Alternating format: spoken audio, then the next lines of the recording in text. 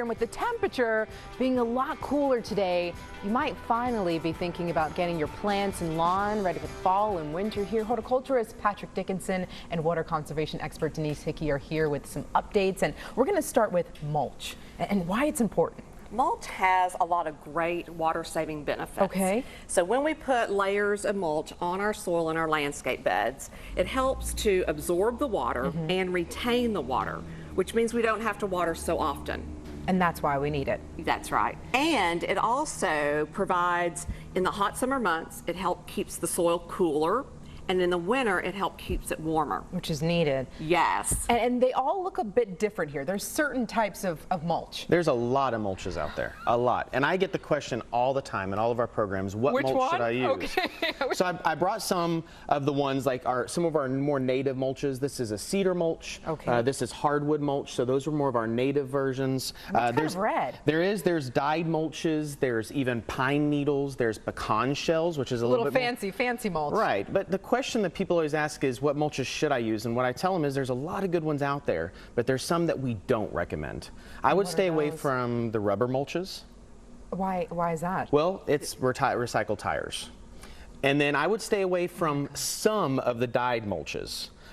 For example, like this one right here. This is a hardwood mulch that's been dyed. They have red, brown, black, and so my take on it. And it does look pretty in landscaping. Yeah, to each their own. Right. To each their own. The ones I want them to pay attention to is if you look at the components on the mulch and you start looking and you say, wow, that looks like a cut board or something.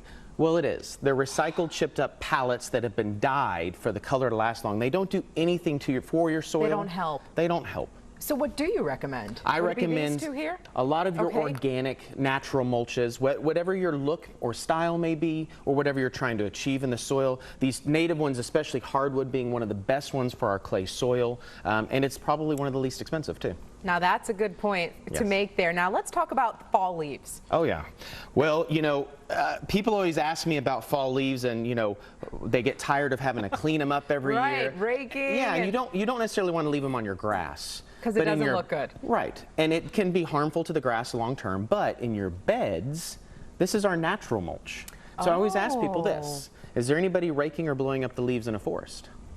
No. Yeah, and we don't, if you do feel the need to pick up your leaves. Yeah, a lot of our cities have pickup for our yard trimmings, or you can call a local entity and they'll pick up the leaves and your other branches, and then they can turn that into compost. So it's a great way to put nature back into our soils. By composting the leaves? That's right, and out of our landfills. But, you know, leaves will break down just like the compost will, and when that decomposes, it adds the nutrients into the soils that our plants really thrive on. So it's great natural vitamins for our soil. And in the fall and winter, we want to make sure that we add about 2 to 4 inches of mulch to our soils. Okay, if you only want to apply it once, then just do a 4-inch and you're good for the year. And we're going to stick with the organic. And stick with the organic. Think of it as insulation for your landscaping. Now, do we put the leaves on top? No, well, see, what I do in my beds is I'll leave the leaves, and if I feel the need to aesthetically, I'll put a little bit of mulch on top of them.